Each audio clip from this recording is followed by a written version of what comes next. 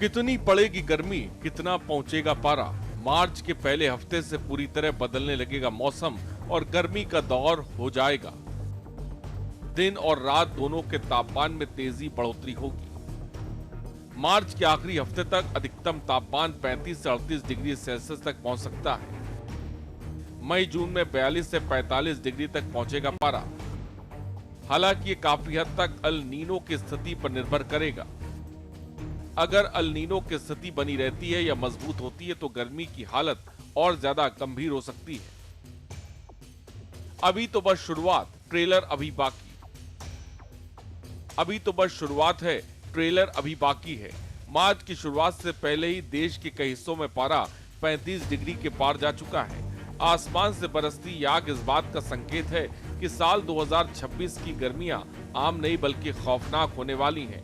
मौसम विभाग की चेतावनी के मुताबिक इस साल उत्तर पश्चिमी और मध्य भारत में सामान्य से 3 से 4 डिग्री ज्यादा तापमान रहने की आशंका है। लू यानी हीटवेव के दौरे पिछले साल के मुकाबले 15 दिन पहले ही शुरू हो सकते हैं। इस बार विंड पैटर्न में बदलाव और अल नीनो की असर की वजह से प्री मानसून बारिश कम होगी। मार्च के दूसरे हफ्ते से ही राजस्थान, दिल्ली और यूपी में लू चलने की प्रबल संभावना है।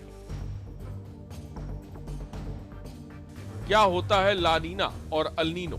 अल नीनो हो या ला नीनो, ये दोनों ही भौगोलिक घटनाएं दुनिया के सबसे बड़े महासागर प्रशांत महासागर में होती हैं।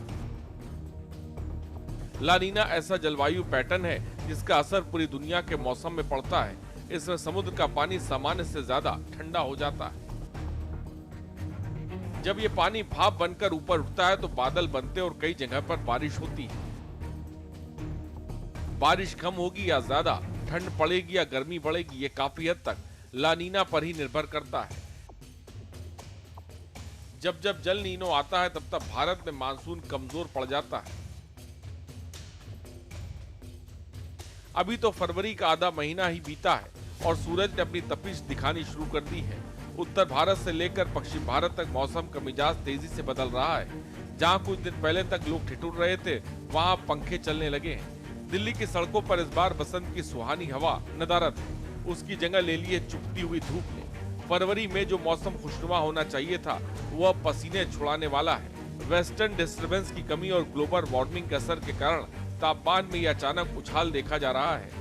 अगर यही ट्रेंड रहा तो मार्च और अप्रैल में लू के गंभीर हालात बन सकते हैं। लोग हैरान है कि अभी तो स्वेटर अलमारी में रखे भी नहीं थे कि ठंडे पानी की जरूरत पड़ने लगी है। समय से पहले बढ़ती गर्मी के कारण उत्तर भारत में फरवरी मार्च के दौरान पहाड़ों पर बर्फबारी और मैदान में बारिश लाने का काम वेस्टर्न डिस्टर्बेंस करता है। इस साल इनकी संख्या और तीव्रता दोनों कम रही है। जब बारिश नहीं होती तो आसमान साफ रहता है।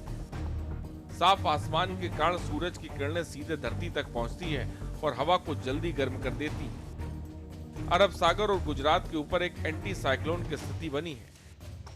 यह एक ऐसी स्थिति है जहां हवा नीचे की तरफ दबती है, जिससे बादल नहीं बन पाते। यही कारण है कि मैदानी इलाकों और तटीय क्षेत्रों में गर्मी का एहसास अचानक बढ़ गया है। तापमान में बदलाव का असर, गेहूं की फसल को पकाने के लिए ठंडी हवा चाहिए। अचानक गर्मी पैदावार घट सकती है। बड़े तापमान में गेहूं का दाना समय से पहले सूखने लगता है। गेहूं का दाना पूरी तरह विकसित नहीं हो पाता, जिससे वह छोटा और सिकुड़ कर रह जाता है। 2022 में भी मार्च में अचानक गर्मी बढ़ी थी, जिससे गेहूं की पैदावार कम हुई थी। सरसों के तेल की गुणवत्ता और दानों की वजन में कमी, आम के बौर का समय से पहले गिरना, लू, डिहाइड्रेशन और मौसमी बीमारियों का खतरा। फरवरी से ही एसी पंखों का इस्तेमाल बढ़ने से बिजली ग्रिड पर दबाव। 2025 में फरवरी में टूटा था 125 साल का रिकॉर्ड। आपको बता दें कि 2025 में फरवरी में 125 साल का रिकॉर्ड टूटा था। 1901 के बाद यह पहली बार था जब फरवरी 2025 का औसत न्यूनतम तापमान 15 डिग्री सेल्सियस से ऊपर बना रहा था। साल 1901 की वो समय है जब से भारत समेत दुनिया भर में तापमान का लेखा जोखा रखा जाता है। दूसरे 1901 के बाद तीसरी बार जनवरी 2025 सबसे गर्म महीना रहा। विश्व मौसम विज्ञान संगठन WHO के मुताबिक 2026 अब तक का सबसे गर्म साल रहा। पृथ्वी का औसतन तापमान उस साल 1.55 डिग्री सेल्सियस बढ़ा था। और आपको बता दें, यह सिर्फ मौसम की मार नहीं, सेहत पर भी बड़ा हमला है। लू लगने से होने वाली बीमारियों और डिहाइड्रेशन का खतरा बढ़ गया है। साफ है कि 2026 की गंभीर जनजीवन की अस्त व्यस्त करने वाली है। ऐसे में खुद को हाइड्रेट रखना और बचाव का उपाय अपनाना ही एकमात्र रास्ता है। Special desk in India.